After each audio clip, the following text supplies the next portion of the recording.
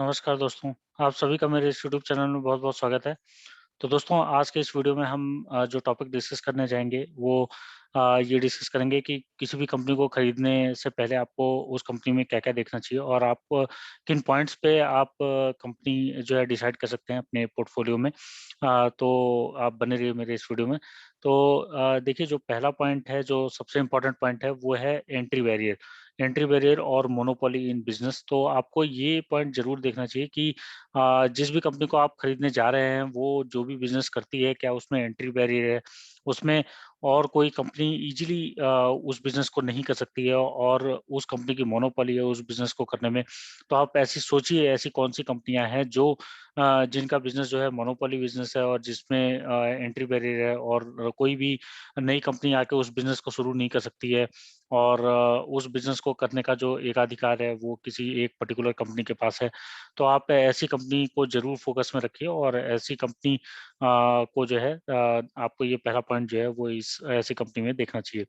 और जो दूसरा पॉइंट है दोस्तों, तो दूसरा पॉइंट जो है वो आपको ये देखना चाहिए कि जो कंपनी आपने जो सेलेक्ट की है वो क्या कैश रिच है, उसके ऊपर किसी तरह का कोई कर्जा तो नहीं है, तो उसके पास सफिशिएंट कैश है अपने शेयर होल्डर्स को डिविडेंड डिस्ट्रीब्यूशन करने में और अपना बिज़नेस रन करने में और एक एक सफिशिएंट जो है कैश पोर्टफोलियो वो मेंटेन करती है। आपको ये पॉइंट ज़रूर से ज़रूर देखना चाहिए। ये जो कि दूसरा पॉइंट है, आपको कैश रिच कंपनी होनी चाहिए, ये आपको ज़रूर ध्यान में रखनी है कंपनी सेलेक्ट करने से पहले। और जो तीसरा पॉइंट है, वो ये है कि कंपनी जो है अपने शेयर होल्डर्स को कंटिन्यूअसली डिविडेंड पे कर रही है या नहीं और कंटिन्यूअसली डिविडेंड पे कर रही है और क्या वो इंक्रीजिंग ऑर्डर में पे कर रही है। देखिए कंपनी को जो है डिविडेंड पे करना बहुत ही इम्पोर्टेंट है अपने शेयर होल्डर्स को और इंक्रीजिंग ऑर्डर में पे करना बहुत इम्पोर्टेंट है। ऐसा नहीं होना चाहिए कि ₹2 वो जो है पहले ही पर शेयर 10 साल पहले भी पर शेयर ₹2 डिविडेंड पे कर रही थी और 5 साल पहले भी ₹2 पर शेयर डिविडेंड पे कर रही थी और आज भी वो ₹2 पर शेयर ही डिविडेंड पे कर रही है। क्योंकि देखिए आप जानते हैं कि रुपए की वैल्यू गिरती है और फिर जो है शेयर आज के ₹2 10 साल पहले के और आज के तो वो किसी के भी बराबर नहीं होंगे। तो ये आपको ये देखने की ज़रूरत है कि उस कंपनी का डिविडेंड जो है वो इंक्रीजिंग ऑर्डर में होना चाहिए। 10 साल पहले अगर ₹2 पे करती थी और 5 साल पहले अगर वो ₹5 पे करती थी, आज वो ₹10 पे करती है या ₹15 पे करती है, तो आपको ऐसी कंपनी को ज़रूर देखना चाहिए कि उसका जो डिविडेंड जो पेमेंट है वो इंक्रीजिंग ऑर्डर में होना चाहिए।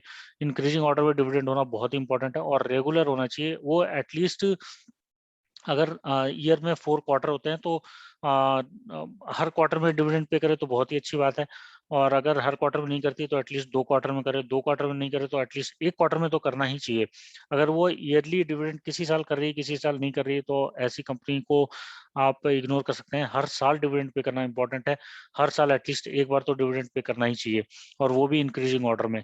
तो आपको ये ज़रूर देखना चाहिए और क वो कितने सालों में अपना डिविडेंड बढ़ाती है। आपको ये भी देखना चाहिए कि जो डिविडेंड का अमाउंट है वो कहीं ऐसा तो नहीं कि 5 सालों में बढ़ रहा हो और फिर आप वो वेट ही करते रह जाएँ। फिर न डिविडेंड जो है वो 1 साल नहीं तो मैक्सिमम 2 साल, 1 साल या 2 साल में वो क्या हर ईयर बाय ईयर आपको वो डिविडेंड बढ़ता हुआ नज़र आता है।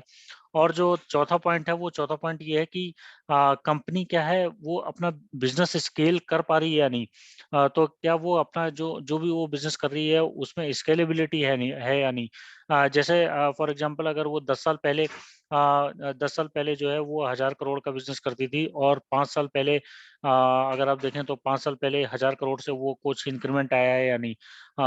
और वो इंक्रीमेंट होना चाहिए और आज उसमें इंक्रीमेंट होना चाहिए 5 साल पहले से आज। तो मतलब आप अगर आप मोटा-मोटा अगर आप 5-5 सालों का डिफरेंस देखेंगे या 2-2 सालों का भी डिफरेंस देखें तो बिज़नेस में स्केलेबिलिटी होनी बहुत ज़रूरी है कि 1000 करोड़ रुपीज़ का सेल जो है वो 10 साल पहले होता था, 5 साल पहले वो 5000 करोड़ का सेल होता है। आज की डेट में 10,000 करोड़ का सेल होना चाहिए, तो मतलब ऐसे इंक्रीजिंग ऑर्डर में वो उसका जो है बिज़नेस स्केल होना चाहिए और जो भी जितने भी टोटल नंबर ऑफ उसने प्रोडक्ट सेल किए हैं, उन प्रोडक्ट को जो है वो भी इंक्रीजिंग ऑर्डर में होना चाहिए कि अगर वो 1000 प्रोडक्ट्स वो 10 साल पहले करती थी तो 5 साल पहले जो है 5 साल के बाद उसका जो है 1000 से 5000 होना चाहिए या कुछ भी इंक्रीजिंग ऑर्डर में होना चाहिए और अभी 10 साल बाद उसका और भी इंक्रीजिंग ऑर्डर में होना चाहिए। तो जो बिज़नेस जो है वो स्केलेबिलिटी उसमें होनी बहुत ही इम्पोर्टेंट है। और जो पांचवा पॉइंट है दोस्तों, तो वो ये है कि कंपनी, जो भी आपने कंपनी सेलेक्ट की है, उसका फ्यूचर कैसा है, उसका फ्यूचर एग्जिस्टेंस होना बहुत ही इंपॉर्टेंट है। तो अगर आपने कोई ऐसी कंपनी सेलेक्ट कर ली है जो जिसका फ्यूचर एग्जिस्टेंस क्वेश्चन मार्क है, तो ऐसी कंपनी से आपको बिल्कुल भी नहीं घुसना चाहिए और आपको निकल जाना चाहिए। और अगर कोई ऐसा बिजनेस है जो कि कभी खत्म नहीं होने वाला बिजनेस है, या बिजनेस में बिजनेस अच्छा होना चाहिए, कि जो बिजनेस है उसकी नीड होनी चाहिए, उसकी नीड आज भी होनी चाहिए, 5 साल बाद भी होनी चाहिए, 10 साल बाद भी और 15 साल बाद भी, वो नीड खत्म नहीं होनी चाहिए। अगर नीड खत्म हो गई तो वो कंपनी का एग्जिस्टेंस जो है वो क्वेश्चन मार्क आ जाएगा। और इसी से रिलेटेड अगर हम एक और पॉइंट देखें, तो कंपनी जो है जो नीड जिस तरह से चेंज होती है, जिस तरह से कस्टमर की नीड चेंज होती है, उस चेंज के अकॉर्डिंग कंपनी अपने आप को अपडेट कर रही है या नहीं। तो अगर आप ये भी देख पाएं कि कंपनी हाँ अपने आप को रेगुलर अपडेट कर रही है कस्टमर के डिमांड को देखते हुए, तो ये भी एक बहुत अच्छा पॉइंट हो सकता है। तो मैं आशा करता हूँ कि आपको आज का ये वीडियो पसंद आया होगा, और इस वीडियो में इतना ही। और हम आपके लिए ऐसे ही इंटरेस्टिंग वीडियोस लेके आते रहेंगे। तब तक के लिए धन्यवाद।